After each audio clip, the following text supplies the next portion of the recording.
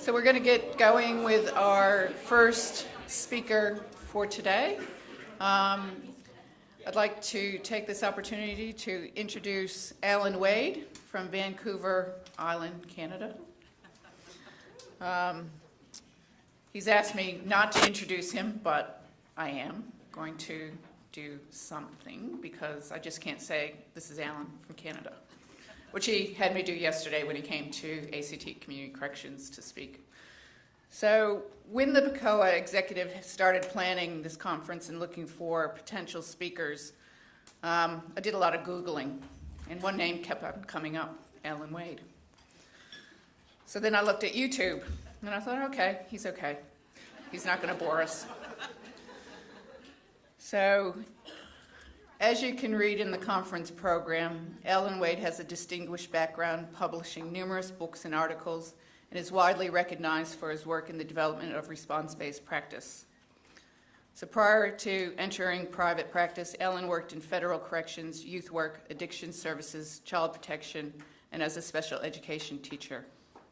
With his colleagues Linda Coates and Nick Todd, Allan developed response-based practice, which is both a method of working with victims and perpetrators of violence and their families, and provides a framework to guide professional interventions, research on social responses to interpersonal violence, and research on the connection between violence and language. Allan teaches locally and internationally. He provides supervision and conducts workshops with criminal justice and mental health professionals from a range of agencies involved in cases of interpersonal violence. So I'm going to skip that part because you didn't want me to say that. So, anyways, this is Allan. He's from Canada. Welcome, Allan, to the 2016 PACCOA Conference to Ngunnawal Country, Canberra, and Australia. Thank you so much for joining us.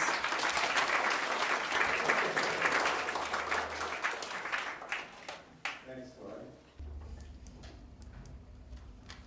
Morning. Morning. Not bad. That was pretty good, thank you. Yes, so I'm really happy to be here, and thanks, Laurie, for Googling, and I appreciate that. And it's always great to be in the presence of colleagues, who are really trying to move things forward and help us all get better at addressing all forms of injustice, but that particular form that takes the form of interpersonal violence. So I'm just going to share some ideas with you, and I hope they're interesting and useful, but we'll see. People have a habit of napping during my presentations, and I don't know why that is. It's probably something to do with their family of origin. It certainly wouldn't be due to me, but you're more than welcome to do that if you feel the urge. So text messaging, that's also fine. Don't worry about it. So I know everyone has busy lives. So. I run with a pretty amazing crew of colleagues. As you know, fantastic colleagues are golden, right? Because ideas, ethics, all of that stuff, that comes from conversations between people. It doesn't come from anybody's head, if you know what I'm saying. Ideas, practices are inherently collective in the way that they're developed. And so when I'm here talking, I'm thinking about Indigenous women in Northern Canada who've been supervising me for 20 years. That's my sort of supervision team in the back of my head. And these guys. So today, in this presentation, I'll be talking a lot about work that is Linda Coates' work and our work together. Linda is one of those people with a mind like a laser beam, cuts through steel. We've been working together for about 25 years, 26 years now, and it's just been a fantastic collaboration. So I just want to stress that it's Linda's work and our work together here that I'm talking about today. What happens when you show up and do a presentation is that people then think you invented the ideas you're talking about. So no matter how much you say that isn't the case, people will still do that. So I just want to say it's important always to keep citations straight, because it gives everyone a trail to follow, right?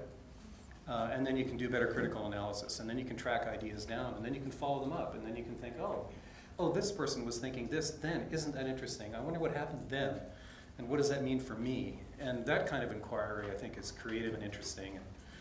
Made easier if we're clear about, who's contributed what. This is a map We call it the bubble map, because we're not very creative. But it's a map of what we might consider important information to have in the picture when we're intervening in cases of interpersonal violence, broadly defined. And I would define violence, by the way, as any humiliation of human dignity. Many people will tell you that, the bruises go away, but you never forget what he said to you. And so for many people, it's the humiliation that is the primary and deepest affront, and the longest term injury, so to speak. Not to minimize physical violence, I don't mean that, but humiliation. So you need to know who people are. What is their context in life world? Are they indigenous folks? Are they refugees? Were their kids born in prison? Do they identify as queer or gay, or do they have a vehicle? Do they have any money? Do they have jobs? Are they able to work? Do they have friends? Are they socially isolated? Because an attack in a remote community in northern Canada where it takes police 45 minutes to get there, an assault in a kitchen, is not the same animal as an assault in downtown Victoria, Canada, when police are there in 7 minutes. And so the local context, the geographical, the geopolitical context of that assault actually makes an immediate difference. Not only on sort of a broader scale, but people who perpetrate violence are always anticipating the possibility of certain social responses and interventions. Men isolate women to prevent social responses to the crimes they're committing. People who perpetrate violence are very aware of the actual and possible responses of other people, as are victims. So as one woman said to me, every time he beat me up at home, then he would want to climb on my body and have sex on me. And that was her phrase, sex on me. So for that woman, the difference between whether or not she knees him in the groin and punches him in the face and tells him to get off her and runs out of the house screaming, or whether or not she goes limp in her body to get it over with, goes elsewhere in her mind, the difference for her is not her lack of self-esteem, her family of origin, whether or not she's unconsciously attracted to abusive guys or any of that bollocks. The difference for her is whether or not she believes that someone will help her if she runs out into the street.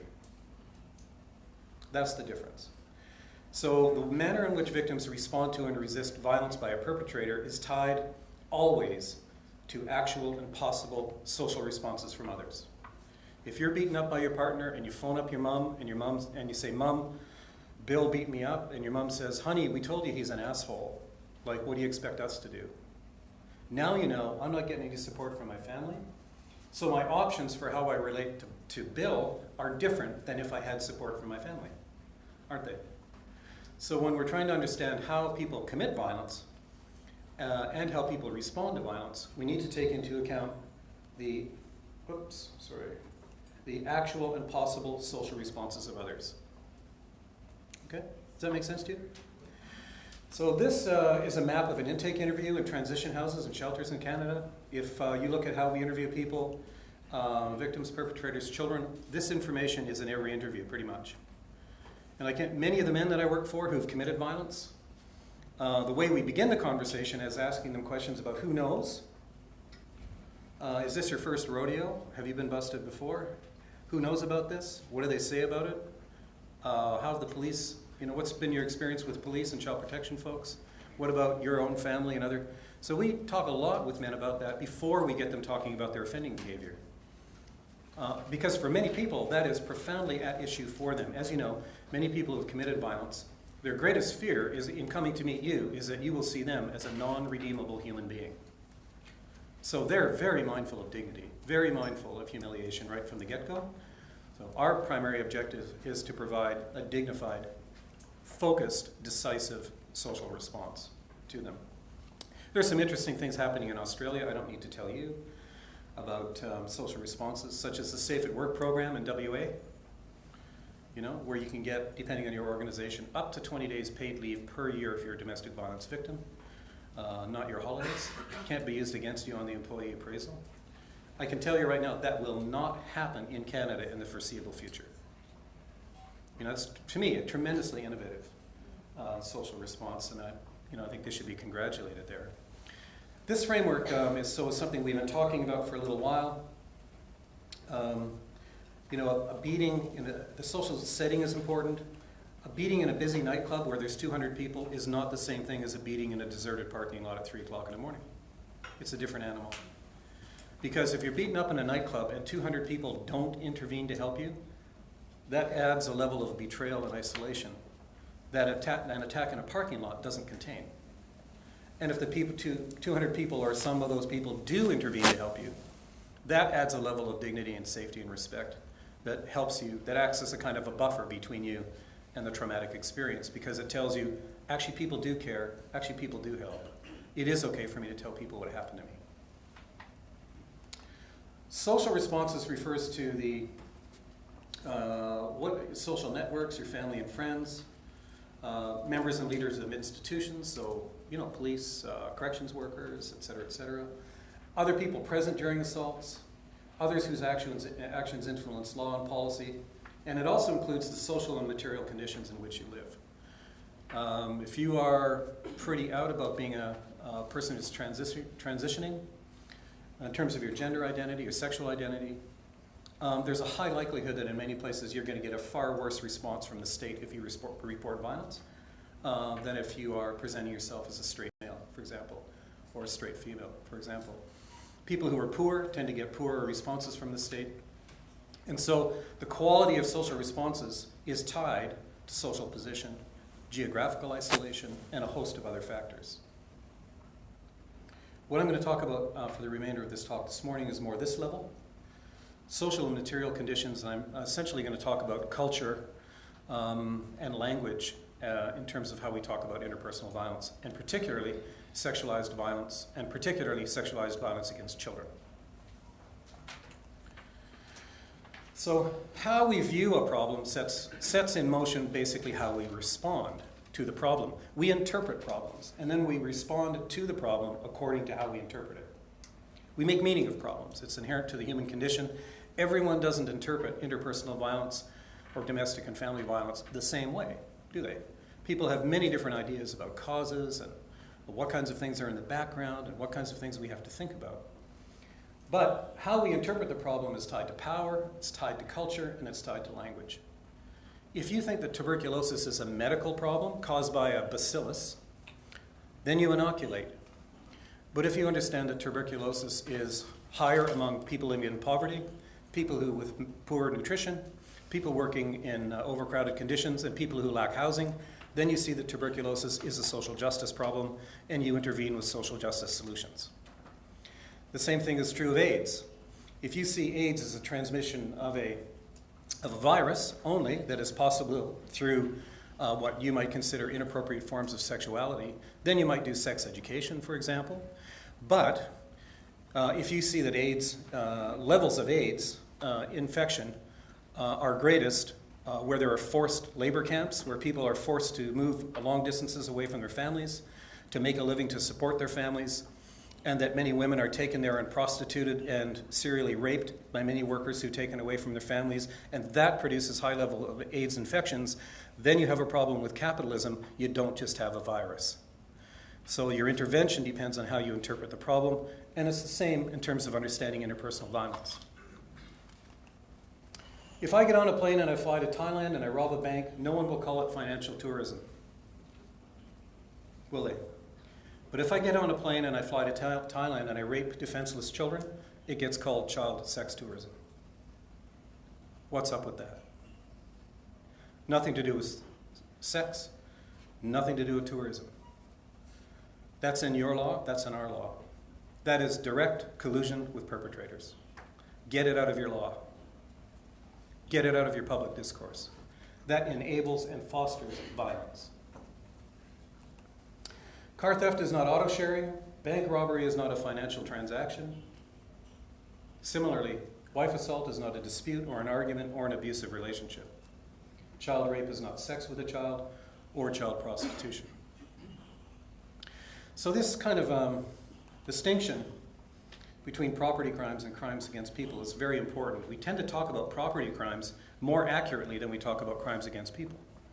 We tend to represent them more accurately, which is interesting, isn't it? So this goes back to the analysis by Linda Coates. And the distinction between unilateral actions, which are actions that one person commits against another, and mutual actions, which are actions that two people achieve together. So a handshake, if I was to come and say hello to any one of you and extend my hand, and we'd make eye contact, and you'd extend your hand, and we'd have a handshake. And that would be a highly coordinated mutual action. We'd have just the right amount of eye contact. We wouldn't squeeze too hard or not hard enough. Both are a problem. When one person is ready to break off the handshake, the other person doesn't hang on for dear life, because that is another social problem. So a handshake is a highly coordinated mutual activity. Am I right? But if I was to walk up behind you when you weren't looking and grab your hand and start waving it around in the air, it would be wrong to call that a handshake, would it not? That would be me shaking your hand. That would be me treating you as an object. If I called it a handshake, it would imply that you were agreeing to shake my hand. So boxing, a couple of guys with funny looking shorts on and big old boots and mitts, they get into the ring, they start beating the crap out of each other. It's mutual because they've agreed to do it. There's rules, there's a referee. And then Mike Tyson bites the ear off Evander Holyfield. What has happened is Mike Tyson has moved from the mutual act of boxing to the unilateral act of assault. I would not characterize that as a boxing match that got out of hand, would I? Because that would then imply that Evander Holyfield also got out of hand. For the same reason I wouldn't characterize a wife assault as an argument that got out of hand, because number one, an argument cannot get out of hand, because an argument is an abstraction. Right? And I would be then implying that both people were responsible for the violence. Would I not? So I have to maintain the distinction between mutual and unilateral actions. That's absolutely fundamental to effective ethical practice. Kissing. How many of you here remember the first time you kissed another person? Yeah? Anybody remember that? How many of you have kissed a person in the last couple of weeks? Okay. You guys are pretty shy. Like, come on. Yeah. Big time kid. Yeah. But if you remember the first time you kissed another person, you know, before you were so smooth at it as you are now, you know, there's initially, especially, there's a lot of things to be worked out, right? So you know, you have that kind of eye contact where you go, okay, it looks like we're going to kiss. And if you're a Canadian guy, you blow it there immediately because you then start talking about it. Oh, we're going to, and it's just like, it's like if you're on, you know, you're on a nice ride at the fair and you're having all kinds of fun and you're laughing and then you say, oh, look at us, we're at a nice ride in the fair and we're laughing and having fun. It's like, shut up. So you have to do it non-verbally, which is part of the beauty of the whole activity. So you have that eye contact, you go, okay, I guess we're going to kiss, and that, you know, your faces get a little closer together, okay? You sort out the arms, noses, glasses, okay, braces, another level of complexity. So you come together like this, and then your mouths come together. Just let this be mouths. I know it's a poor resemblance, but your mouths come together, and now you still have something to figure out, don't you?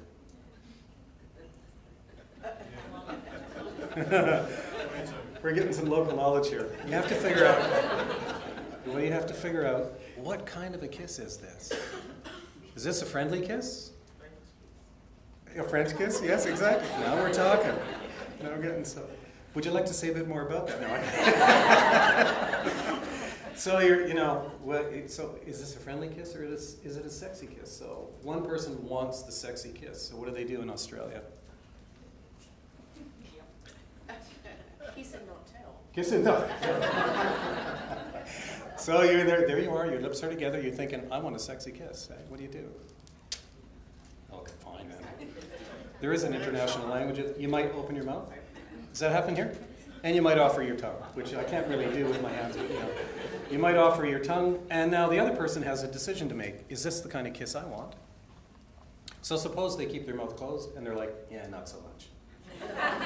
Not so much, I don't want that. So then, now it's your job, heartbroken as you might be, it's your job to go, close your mouth, disengage, that's consent.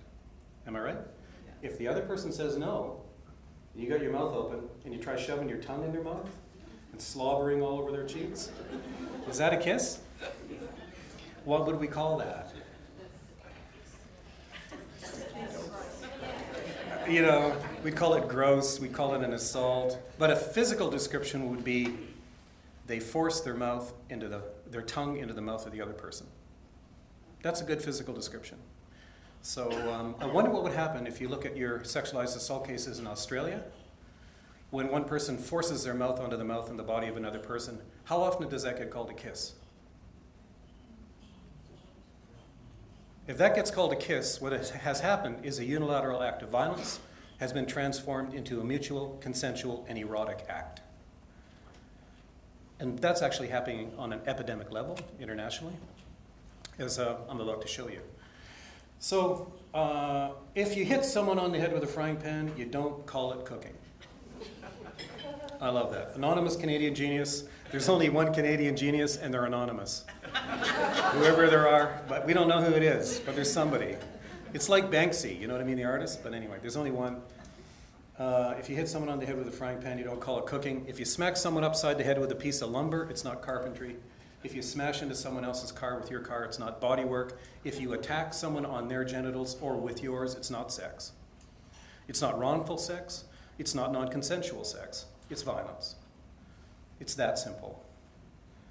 However, it turns out that people who write criminal codes and write psychological and psychiatric reports and who do newspaper reports are rather confused about this, which of course creates a context in which violence can be concealed and misrepresented as sex. And that happens a lot. For example, in the human debasement industry called the sex industry, or in what's called pornography, or in what's called, now called sex work, oddly enough. The exploitive experience is called prostitution. So here's an example of what happens when you portray a unilateral act as a mutual act. This is taken from materials in transition houses and shelters. I haven't named them because I don't want to out them or embarrass anybody, but you know, I read all those brochures. You know the brochures you have in the doctor's offices and all? I read that stuff. I'm really interested in what it says. So the partner's characteristics hold them together. As abused partners adapt and become more compliant, the partner's characteristics make them increasingly dependent on one another. After prolonged abuse, they develop complementary characteristics. She's aggressive, he's aggressive, she's passive, he's demanding, she's compliant, he's blaming, she's accepting guilt. So it's like a symbiotic pair. They fit together, hand in glove, night and day. They belong, they imply one another. That's the logic. Right? Have you seen this kind of thing?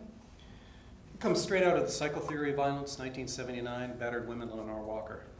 And it's an extremely powerful, influential model. It's taught all over the place, still used in prevention programs all over the world still. So the logic is interesting, right? It's like if you weren't so passive, he wouldn't be so aggressive. If you weren't so compliant, he wouldn't be so demanding. If you weren't so accepting of guilt, he wouldn't be so blaming. It's this logic. This is why we've been taking women who've been abused by men and putting them in groups to make them more assertive and give them better boundaries. For how many years? And why are we doing that? Because we assume that if a woman is assaulted by a man, there must be something the matter with her. That's nuts. Do you know what I mean? Where did we get that idea? It comes from mutualizing, right? Women aren't abused because they lack boundaries. Women are abused because men ignore them. Overcome the boundaries. Women are not unconsciously attracted to abusive men. And you know who knows that better than anyone? Men who are abusive. Men who are abusive get that women are not attracted to abusive men. That's why men who are abusive, when they first meet women, they don't go up to women and go, "Hey, bitch, what do you say we go over to my house, I'll smack you around, call you a few nasty names, it's going to be great." Because actually men know that women aren't attracted to abusive men. Isn't that strange? Only mental health professionals could invent the idea that women are attracted to abusive men. It's an odd world. So the logic here is kind of like, you know what, if you weren't so black, I wouldn't be so racist. You know, if you weren't so queer, I wouldn't frickin' hate you. You know, if you weren't so disabled, I wouldn't make fun of you. If you weren't so passive, I wouldn't dominate you. That's the logic here. And I think that's the logic we've been applying to these kinds of cases internationally for a very long time. Confusing mutual and unilateral actions, changing unilateral actions into mutual ones. And then, of course, it's a slippery slope. You invariably wind up blaming the victim and benefiting the person who commits the crimes. Here's an example. Linda Coates and I were asked to do some research, and a territory of Northern Canada, Northwest Territories, and they had a new Family Violence Act, Protection Against Family Violence Act. Very progressive legislation. If you were a person who had reason to fear for your safety, you could phone in to a transition house, you'd get an advocate, and that advocate would explain how you might apply for an emergency protection order. And then you would be put on the phone with a magistrate, and then the magistrate would interview you, applying the criteria of the law to see if you qualified for an emergency protection order. So they wanted to know how effective their new law was, so they asked us to do research. So all of these phone calls were recorded, audio recorded. So we randomly selected a whole bunch of them, had them transcribed, and we did a line-by-line analysis. We provided a report to the government, which was then used as a basis for retraining their magistrates. So this is an example. There was some lovely practice and some highly problematic practice. But this is an example of an Indigenous woman calling in from a remote community, talking to an educated white person who's a justice of the peace or a magistrate. So over and above the issue of interpersonal violence, it is a really important colonial moment, if I can put it that way. So the woman, the magistrate, the woman has been talking about this man being violent in a sexualized way. The court says, okay, and right from the start he's been aggressive and sexually abusive. And the applicant, who's the woman, says, no, he was okay until August, and then one night we started to kiss, and then I wasn't, and I didn't want to, and then he didn't listen, and she trails off her voice as she's describing him raping her. Her voice fades. The court then says, okay, was that reported to police? No, she says. And then the court says, no, now, was that then the first time that you two had sex? And then she says, tragically, that was the first time I've ever had sex. So what has happened is a powerful, educated white person has told an Indigenous woman that rape is sex. She didn't say it. The educated expert did. And our analysis of court documents reveals that same pattern over and over and over again. A number of years ago, we did some research that shows the extent to which judges use mutual language to describe violent actions is a better predictor of the sentence given to the perpetrator than is the severity of the crimes. So I'm not talking about political correctness. I'm talking about accuracy that makes a difference. Concrete difference in the cases. Imagine, hey? So how many people do you know would tell you, yeah, the first time I had sex it was rape, or my first sexual experiences were abusive? So if we're confusing sex and violence, we're setting people up to be confused. So of course that's partly what people struggle with, right? How could I have sex with my priest when I was 10? Well, you didn't have sex with your priest when you were 10. Your priest raped you. That's not sex. But if we allow it to be constructed as sex, we're adding a whole layer of confusion, which I think is particularly challenging for children. Isn't that odd? You know, you can look at that kind of at the internet, and you can kind of go, oh, that's kind of funny, and then you can go, that's kind of really disturbing in the context, eh? So consent.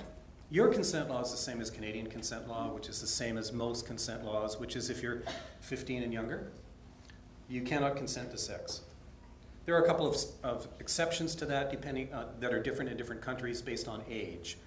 But basically what it means is if you're 15 and younger, you cannot consent to sex. Oh, by the way, I'm happy to make these slides available to all of you, so if you want to, that's just absolutely fine. So that means that children cannot be said to be engaged in sex because they cannot consent. Is that logic sound? Okay. Children cannot be said to be engaged in sex, and adults cannot be said to be engaged in sex with children because children cannot consent. Therefore, it is literally, morally, and legally impossible for children to be engaged in sex. Therefore, there should be no references in your legal materials at any point to children being engaged in sex. Is that logic not sound? Okay. This is the Wikipedia definition of sex tourism. We're not going to take Wikipedia as the final answer, but what we're going to find out is some interesting overlaps between Wikipedia and criminal codes. So Sex tourism, travel to engage in sexual activity with prostitutes, et cetera, effecting a commercial sexual relationship. Sex tourism can refer to a variety of commercial sexual activities. Agencies and academics sometimes distinguish between adult sex tourism, child sex tourism, and female sex tourism. Attractions for sex tourists can include reduced costs for services in the destination country, along with either legal prostitution or indifferent law enforcement and access to child prostitution, not to mention whale watching tours. I mean, it reads like a tourist brochure, doesn't it? And of course, there can never be child sex tourism because children can never be involved in sex. So you see, it's a profound distortion. Violence against children is equated with sex between adults. This is a Canadian criminal code. We have a section called, sexual interference. Every person who, for a sexual purpose, directly or indirectly, etc., towards children, they call it sexual interference. Well, in hockey, that's a penalty. Interference is a penalty. Interference, does that denote a crime? Sexual interference? Really? I mean, how about sexualized violence? Or, we have a lot of other language that would be more accurate, and we have a category here called invitation to sexual touching. So you're a school teacher, and you take a child into the janitor's closet, and you grab their body, and you force them to grab your body, and in Canada we call that invitation to sexual touching. Invitation, really. Nothing to do with, like for dinner, or what? What are we talking about here? Nothing to do with an invitation. It's predatory entrapment. Nothing to do with sex, and it's not touching. It's grabbing of body parts. So what we have in our criminal code is a profound distortion of the crimes in question. And what that means is that the prosecutors and the judges have to use language that distorts the actions because they have to use the criminal code language. And that's the same in Australia, as I'll show you. Australian Law Reform Commission. Recently, these are, of course, as you know, folks that look after the law and try to, make sure that law reforms are socially just and up to date. So it's an important body. Procuring or grooming a child for unlawful sexual activity. Again, children cannot be engaged in unlawful sexual activity or any sexual activity whatsoever. So you have the people who are running the Law Commission confused about the distinction between sex and violence. Who does that benefit? Does it benefit children? Does it benefit perpetrators? Yes. That's collusion. That's creating a social context that enables and indeed encourages violence. According to criminal law in Australia, the age of consent refers to the age a person is considered to be capable of legally giving informed consent to sexual acts with another person when an adult engages in sexual behavior with someone below the age of consent. There you go. So the things I'm showing you, they're not rare, they're not difficult to find. You don't have to look for really, where you need to look is the most qualified, most expert, most powerful literature. That's where the problem is most brazenly represented and not even reflected upon critically. This is an international human rights organization for children. Child prostitution designates the use of children for sexual activities in exchange for remuneration. These children work on the streets. So, okay, you're made to stand on a street corner because you're regularly raped by an adult and you're told your parents will be killed if you're not there. And you have nowhere else to go. And then an adult drives along and they rape you and they don't pay you, they pay a pimp. And we're calling that children working. And this is an international human rights organization fighting for the rights of children who confuses sex and violence. The United Kingdom Sexual Offences Act. This is a recent revision, 2003, sort of recent. They've invented new categories called child prostitution, sex trafficking, and sex tourism, none of which can exist in principle. These are literally, there can never be child prostitution. Children don't have sex to sell. There can never be sex tourism, there can never be sex trafficking, again, is a minimizing term. You can traffic in cocaine. That's not the same thing as serially raping and violating people in order to let other people serially rape and violate them. Trafficking is a minimizing term. And sex tourism. And so they talk about these things, the penetration must be sexual. So I come over to your house for dinner, and when you're not looking, I shove my dick into the mouth of your child, your 8-year-old child, you're going to tell me that's sexual, right? That's sexual penetration? I don't think so. I think every one of you in this room would understand why that's wrong. Wouldn't you? Immediately.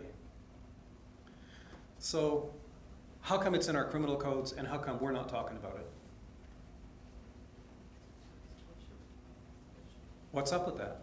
I mean, who's going to do that? If not the people in this room, if not child protection people, who's going to do that?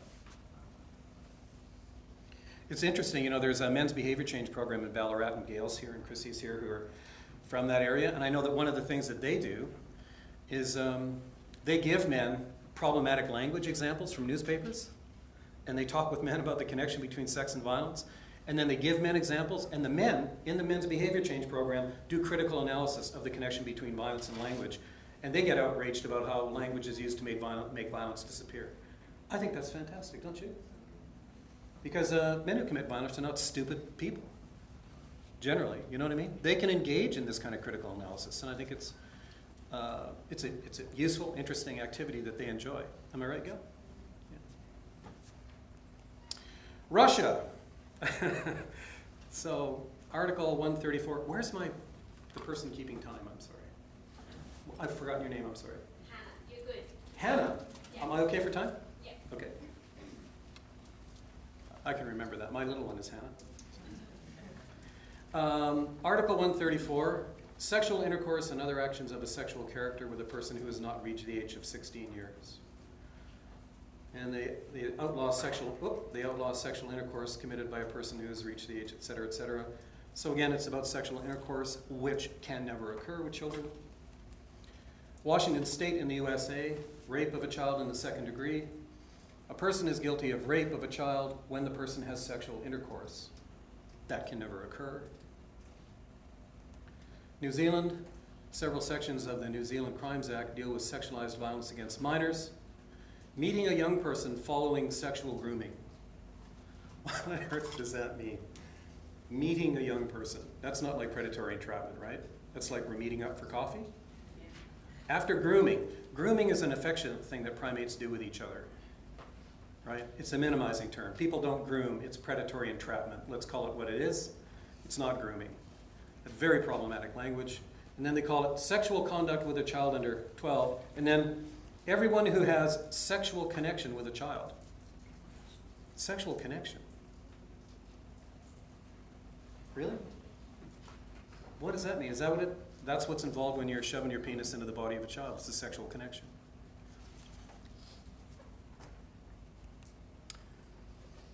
Now this is a case from Australia, Arokun, which I think is a particularly interesting and telling kind of case. Many of you will be familiar with the circumstances, but between May and June 2006, 9 Indigenous men, 13 to 25, repeatedly raped a 10-year-old girl. The case drew international publicity because none of the offenders was sentenced to an immediate prison term. The Court of Appeal said the sentences were inadequate and imprisoned the 3 adult offenders for 6 years. The juvenile offenders received various sentences.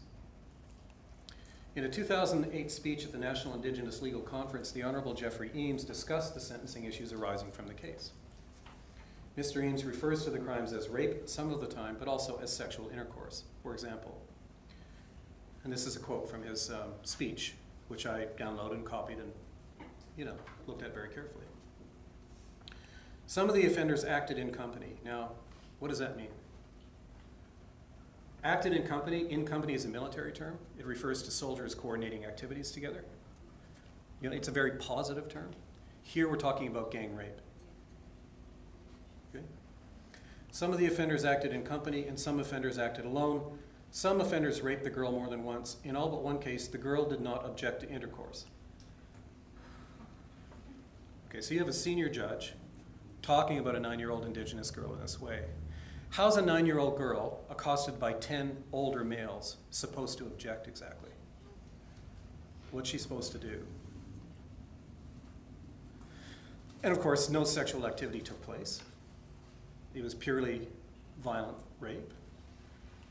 And she initiated the sexual activity on some occasions.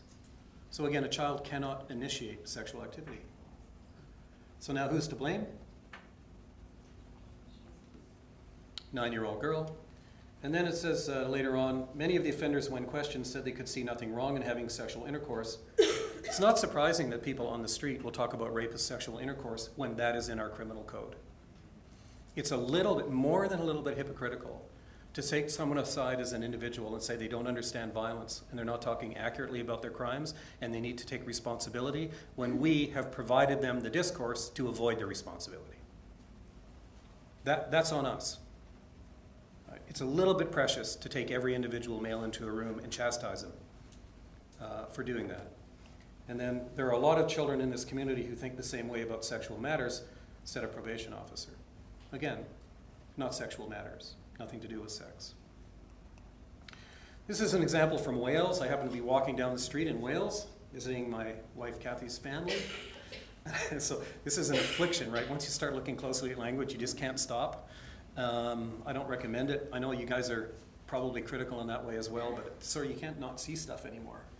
And it's a little bit upsetting. You know, you have to drink a lot to avoid it. Anyway, a headmistress had sex with people in uniform while he played truant. So the facts of the case were this woman who was the headmistress of a school took a 12-year-old boy out of his classroom regularly, took him to her office and made him sit in the office, lied to other teachers and said that he had skipped out from school, then went into her office and raped the boy. This happened over a long period of time. And then it's presented in the paper, headmistress had sex with pupil in uniform while he played truant. So that's obviously an affront to the boy, and it's an affront to the family, and it's an affront to dignity, is it not? That the case would be described in that manner. Colm O'Gorman wrote a beautiful book. He's the Irishman who started an organization in Britain called 1 in 4, which is a fantastically successful and important organization about working for survivors of sexualized abuse. By the way, we call it sexualized violence. It's not a perfect term, or sexualized assault. Right? Sexual assault is an oxymoron, right? If it's sexual, it's mutual and consensual. If it's an assault, it's unilateral and violent. You put the two terms together, they don't work. It's like delicious Vegemite. Shouldn't.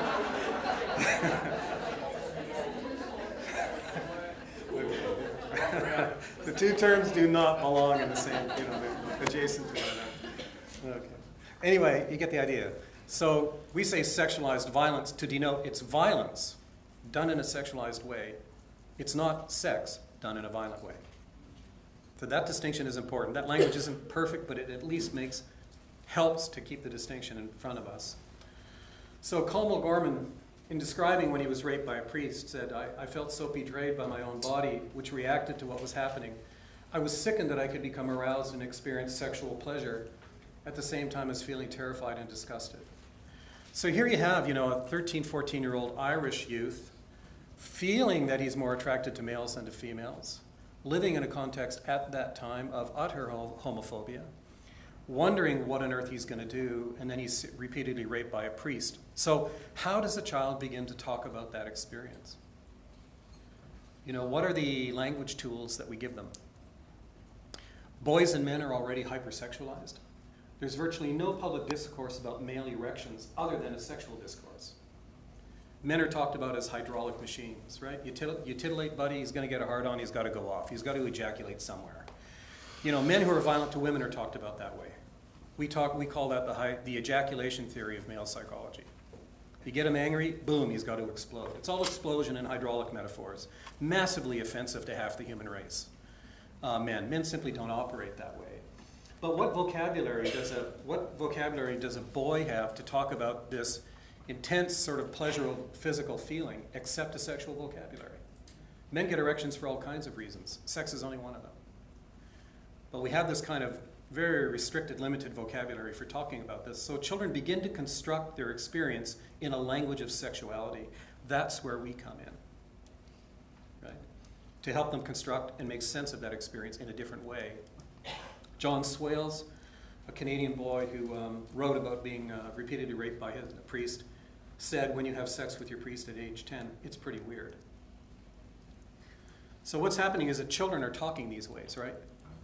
They're talking about violence and sex all the time. And when we do that, we create the conditions in which they can be confused and continue to struggle with their sexuality.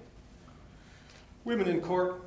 My first sexual experiences were rape. I'm sure that many of you in this room have had many conversations with people who've said that to you. No? There's a CTV news program on prostitution in Winnipeg, Canada. I'm just trying to show how this kind of comes down into the concrete realities of people's lives, right? How do people talk about these experiences? The journalist was being interviewed by a very well-known media person, a news anchor, you know, one of those kind of respected dudes. This problem is a lot younger these days. Child prostitutes are on many street corners. And then they interview a woman who her face is obscured, and she's talking about prostitute, and the question is, being a prostitute, the question was, how did you get started in this work? Interesting phrasing of the question, eh? How did you get started? It's kind of like, well, when I was 8 or 9 years old, I thought, when I grow up, I want to be a prostitute. You know, and so I went to school and I did training. You know what I mean? So how do you continue to breathe when a man shoves his dick so far down your throat you can't breathe? I went to a training program on that. You know, it's kind of like the question sort of, it's shockingly ignorant the way it's phrased. And then the woman, well, I was 12 years old and my neighbor took me into the back room of his house and bent me over a table and did me from behind. Then he threw, it should say, threw $50 at me, and that was my first sexual experience, and that's when it started. So, that a sexual experience? And that's in our national public media. No analysis whatsoever of the fact that there can never be child prostitutes. So we have this notion promulgated at a very broad level. I happen to be reading a book from some people in Canberra, Prostitution Narratives, which is very interesting because Carolyn Norma and Melinda Tankard-Rice, some of you will be familiar with this, I guess. But when you look at the first-person accounts of prostituted women in particular, they make it very clear that prostitution has nothing to do with sex. You know, there's a woman in Sweden, Hanna Olsson, who started interviewing prostituted women, young prostituted women, in the 1970s. She became a very important part of what's now called the Nordic model, or the Swedish model, responding to prostitution. And she asked those women, what is prostitution? What do you do? And the women said things like, prostitution, that's when a man pays you to masturbate in your body. Prostitution, that's like internal dirt. I have to wash myself 100 times a day, even today, 20 years later. So they don't talk in a mutual, erotic, sexual, intimate vocabulary. They talk in the opposite vocabulary. Johns talk about it as sex. Prostitutes talk about it as violence. The vocabularies are clearly very different. Now, there are exceptions to that. I don't want to totalize and say that all people who've been involved in prostitution talk that way. But certainly the groups of women that Hanna Olsson was talking about, and certainly the women today in this book, and another book by Kat Banyard called Pimp State, which really takes apart the whole sex work, neoliberal, yeah, you're just another sex worker. You know, you've got all the rights of other people in our society. You're just a worker. It's for your economic gain, and it's all good. We're going to protect you, right? So you're just another free economic agent selling the ability of someone to rape and exploit you. So we have this neoliberal sex work discourse that also contains the same confusions. So back to I couldn't help with the Stars and Stripes. Given what's going on in North America now, you know, in the United States, I live right next door, so, you know, so maybe you guys would like to repeat after me. We'll take this pledge. Are you ready? War is peace, slavery is freedom, ignorance is strength, violence is sex, child rape is sex tourism, trafficking is sex work, wife assault is a domestic dispute, colonization is settlement, sexual abuse is a sexual connection, molesting a child is invitation to sexual touching. Hey, let's all sign on for that? What do you say? Not so much. Yeah. So, in closing, I'm going to show you a couple of what I think are really good uses of language. These are scenarios. Hannah, am I? Yeah, you're good. I'm good. Got 30 minutes yet. What are you talking about? I've got 30 minutes. That's impossible. So, okay, good, thank you. So, I always talk too long. I'm really confused by why I have time. Maybe talking too quickly. We heard that we gave you extra Pardon? time. Thank you very much. It's jet lag. It's not me being disorganized. So, okay, so women in the Yukon Territory. I do a lot of work in the Yukon of Canada. And, you know, I think Australians get big distances and small populations, right? So the Yukon is an area the size of France with 35,000 people. You know, you want to have a coffee with your friend, you have to drive 4 hours in a truck, basically. Like, it's like that. A lot of Indigenous folks there. And they had a real problem with several cases, police cases. So we ended up doing a 2-year project with police, organized by the Women's Coalition and by the Indigenous Women's Coalition in the Yukon. We met with the entire command structure of police in the Yukon for 2 years, 4 days every 2 months. And we said that we would meet with them only if the entire command structure were all in the room every day, no exceptions, Blackberries turned off. Right? And they agreed. And 2 years later, I mean, at the very beginning, I couldn't get one of the police officers to have a cup of coffee with me and make eye contact. We couldn't even shoot the shit about hockey. Right? And that's bad in Canada, right? You can't talk about hockey. That's bad news. No one's going to talk about hockey with you. So they were terrified about being humiliated, which of course was not our plan.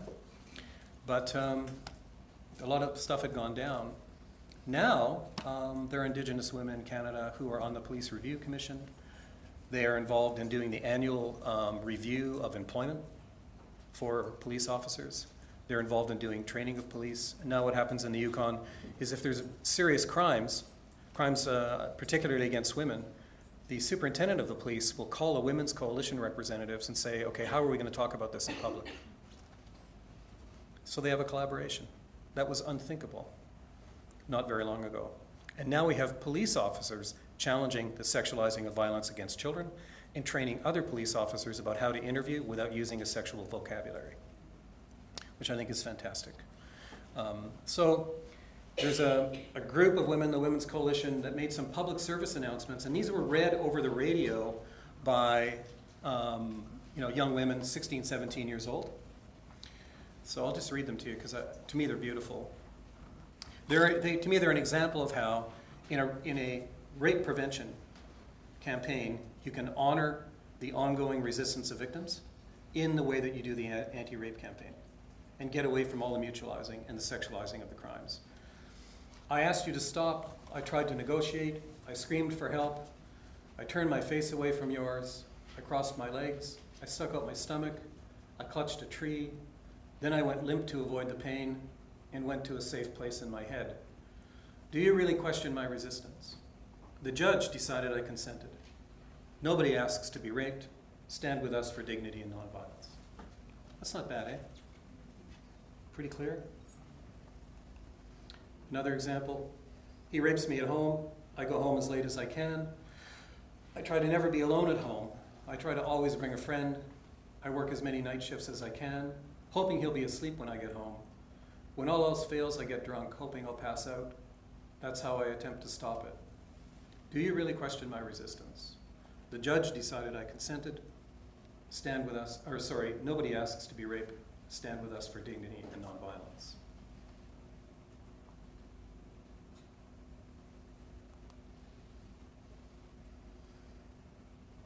In what conditions is a person more likely to choose violence?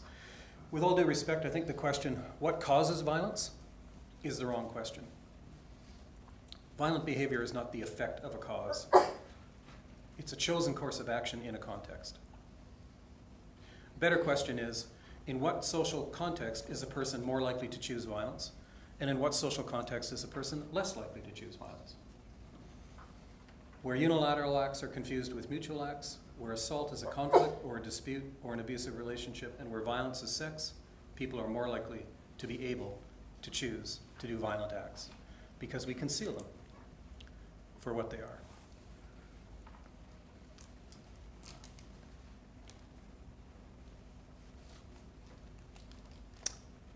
We have a conference on what's called response-based practice coming up in Perth in 2017 in May. called Dignity. So if anyone's interested in learning more about that, I can send you more information. That concludes the capitalist portion of the... actually, none of us make any money. But we do have a kind of a dignity party. And so I'll stop there. And I'll just ask if you guys have any thoughts or questions, comments, insults, accusations, anything at all would be good.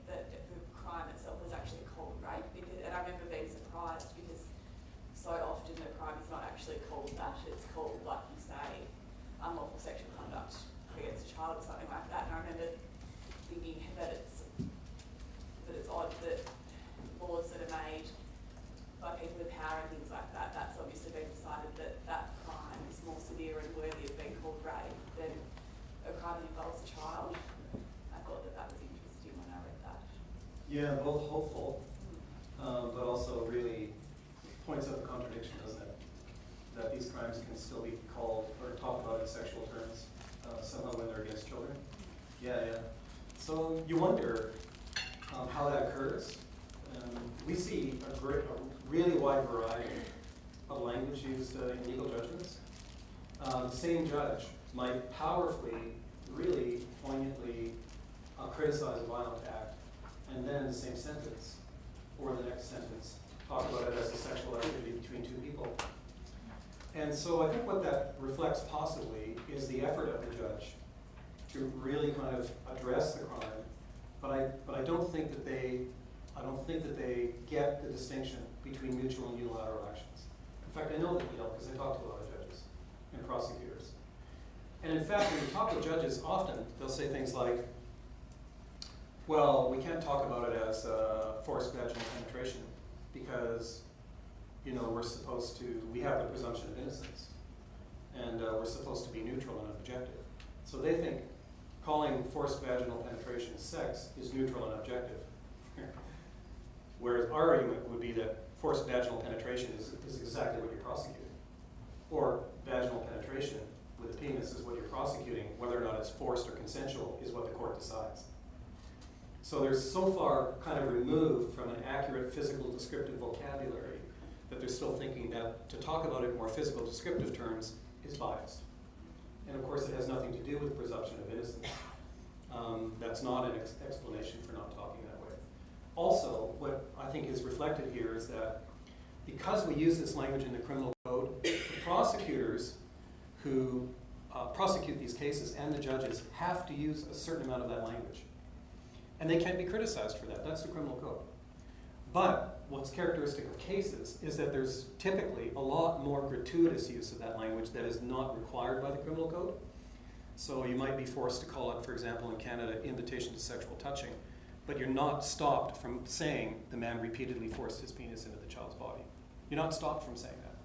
The criminal code doesn't stop you, but they don't say it. So I think we have a lot of training to do. It's very important to recognize that lawyers who become judges get virtually no training whatsoever in understanding interpersonal violence. None. Doesn't happen in law school. Neither do medical doctors, by the way. So we have a kind of a large-scale structural issue that gets reflected in the individual cases in different ways. Yeah. Thank you. Allan, can you point to legislation in any country that does this reasonably well? It gets the language, right from the perspective that you're talking. And are there any examples in law schools where they are attempting to really address this issue? I think the initiatives that could be, there could be a lot going on that I'm certainly not aware of, but I can tell you about a couple of initiatives that I think are really interesting in Sweden.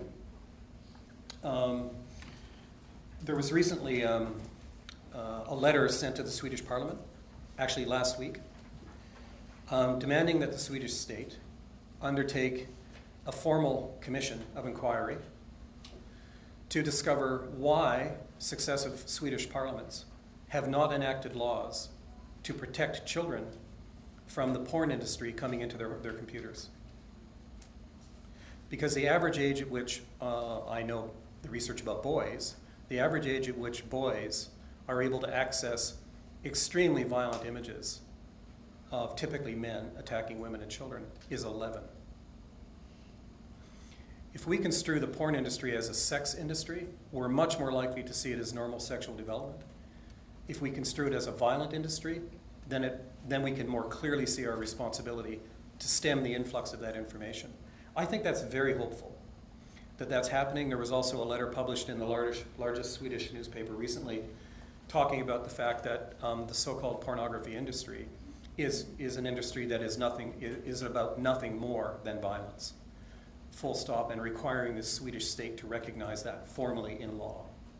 So there are initiatives, but I don't see them. And there are feminist law initiatives in different law schools. In Canada, the feminist law groups are tending to be sort of, they're kind of falling by the wayside a little bit. So I'm not aware of so many initiatives from within the legal profession itself. I can say that in Canada, in family law, which is an area that we're involved in, we do independent analysis of psychological and psychiatric reports in family law cases where there's been violence. I can say now there's more room for people to intervene and challenge expert reports, because we know, for example, that reports like based on the MMPI, the MCMI, the PAI, produce false positive diagnoses of women who are battered. Personality disorders in particular, so women are having their children removed on the basis of false diagnoses on a rather broad scale. So we're now seeing more efforts to redress that and have a broader scope of opinion brought in family law cases where there's violence. I could use a big voice, but I'll just so we catch her on the production.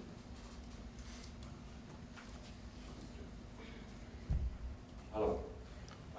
Thanks, Alan. That was very, very interesting, and respect to you. I was kind of thinking, in response to your last question, you know, we use sexualized language in these instances. Is it part of it's almost like a coyness about not saying the actual thing that took place, an explicit and straightforward kind of language? Yeah. And I wonder if that kind of feeds into this notion, you know, we talk about sexual predators, sexual monsters and that sort of thing. It kind of helps us to put people in a category of something crazy about them, you know, something we just can't understand because they've got this, rather than it's just it's an act of sexual, it's an act of violence, essentially, you know, of exploitation of power over one person over another. Yeah, there, I mean, certainly, you know, some people will say, for example, some judges and prosecutors will say, and by the way, I'm not picking on them. I mean, will say things like, yeah, it's hard to talk about these things. We live in a kind of a prudish society, right? It's just hard to be very explicit about these kinds of things. And of course, there are contexts in which you don't want to be too open and direct. You know, I've sat beside parents in a courtroom while the person who repeatedly raped their 8-year-old son was being prosecuted. And they did not need to hear that this man had repeatedly forced his penis in and out of the anus of their son. They didn't need to hear that language. Do you know what I mean? There was reason to be sensitive in that particular case. But in a courtroom, and in the criminal code, we actually promise to tell the truth. And if we're not going to tell the truth, then we should have a sign over the courtroom that says, politeness is more important here. You know, we're actually not going to use accurate language. We should have a rider on the criminal code. We're not using accurate language here because we'd rather not, because it's disturbing. So I don't really think that there's a reason for it, or an excuse, or a justification for it, which makes it all the more interesting in that particular case. And then I think what happens is we wrongly categorize people. Getting to your second point? Because what we're calling sex offending is violent offending. And then we accuse people of having disturbed, sexual kind of drives, when in fact their actions are uniformly violent. They're not sexual in nature. So why are we inferring a sexual drive when the action is violent? We get involved in making false inferences about psychology because we get into false descriptions of the actions. Yes. And that doesn't lead us to understanding people. I think that leads us to distorting. And we can consign people into a particular category. Yes, exactly. Yeah. And by the way, just apropos of that, thank you. It just reminds me of the point, like in working with a lot of people who've committed violence, in my particular practice, it happens to be mostly men. And talking to them about social responses. And as we all know, a lot of those men have had horrible experiences of violence as children, and as young men, and as adults. You talk to a lot of men in Canada who are in the mining or the oil industry, and they go to remote camps, right? And there's a lot of violence happens in those places for a lot of men. That's very difficult for them to deal with. But anyway, so, you get talking with a man about, so when they were younger, my dad used to do this and used to beat up my mom and this and that. Who knew about that? Did anybody know about that? Well, I remember I told my teacher once about it. What did your teacher say? Well, she didn't really say anything. Did anything change? No, nothing changed. So my experience is that it has been, and I can't say this as a sort of this is not a definitive statement, but my experience has been that a lot of men who are involved in committing violence have not only experienced violence when they were youngsters, could be violence by one parent against another or against them, but they have also experienced a complete lack of appropriate social responses to it. Do you know what I'm saying? So for many people, it's the lack of social responses, actually, that is the most egregious part of the crime. One woman told me how, one man, just to stick with an example from a male, told me whose father had been molesting him. He told me that he told a social worker who, unbeknownst to him, was friends with their family. And so he never talked about that again he told, and then he got a licking, and he never talked about it for 30 years. And that's what happens. People know that if you tell someone and it doesn't go well, if your life gets worse when you disclose, not better, people become highly unlikely ever to disclose again. If I was to ask all of you in this room, what percentage of the people that you work for, if you were to ask them, when you disclose the violence against yourself or that you experienced, when you disclose that to an authority, did your life get better or worse? How many people are going to tell you their life got better? It's an interesting thing, isn't it? So we want people to come forward and tell us, and yet a majority of people will not tell you their life got better. So something's missing, right? Part of it is the way we make meaning of it.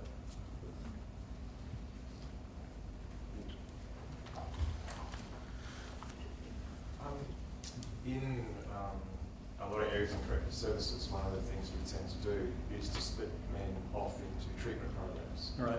for violent offenders and for sexual offenders. Right. Could you make a comment on your thoughts about that? I think what gets called sexual offending is a very particular form of violence, and separate kinds of precautions are necessary, depending on the severity, in part because of the nature of the victimization. And certain forms of social justice, I think, are necessary in those cases. So I think that there is a rationale for doing that. There are different forms of violence. But I think there's also room for people who are involved in those programs to be seen together. And for the problem of so-called sexual offending to be more treated as an example of violent offending. But I do think there is a structural difference. And there are forms of safety and sentencing patterns that we have to be mindful of. There is also, I've been paying really careful attention to Donna Chung's work, who is the Australian academic, as you know. And I think it's very interesting I found this as well. There's kind of a group of men, or there's some men who are they're not, when they're allocated by court to attend a program, for example, or see you, they're just not willing. And for different reasons. And so I've had the experience of doing groups, and somebody's in the group, and he's just completely doesn't want to be there. making a mess of it for everybody else. So I think there is room for a different kind of response to some of those men, I think, which would be much more of a surveillance response than a treatment response, so to speak. So what would it, for example, this is how it could work, I think. A lot of the safety planning, the pressure for safety planning is on the shoulder of the victim, right? So someone's violated, and then say child protection gets involved, and they say, okay, now we're going to do safety planning. Why is the victim responsible for doing the safety planning? Why do we not, for example, why wouldn't, in a first court appearance, why wouldn't a judge say, okay, Mr. So-and-so, you're accused of committing a violent crime. There are corrections officers over here who can engage you in making a concrete plan for the ongoing safety of the people you are accused of violating. You're not required to participate in that, but that is available to you. And then, when the victim comes forward later and says, well, I want to alter the violence restraining order. I want to alter the conditions. Now the judge will have some criteria. Because judges don't have criteria, right? They struggle. They don't know when to alter the conditions and when not to, because they don't have proper criteria for doing so. So then the judge can say, well, I did offer the safety planning process to your partner. He declined to attend that process. I don't think we'll be altering the violence restraining order. So then you have a process where you have a voluntary process. And so if you have a person who comes in then and says, well, I'm here to do the safety planning, they volunteered to go there. Now you can work with that person. And if there are people who don't want to go there and are being obstreperous, you can fire them. You can say, I'm sorry, this doesn't work. You obviously don't want to be involved in this process. I'm not doing this process with you. If you'd like to do this process, come back when you're ready to treat me with some respect.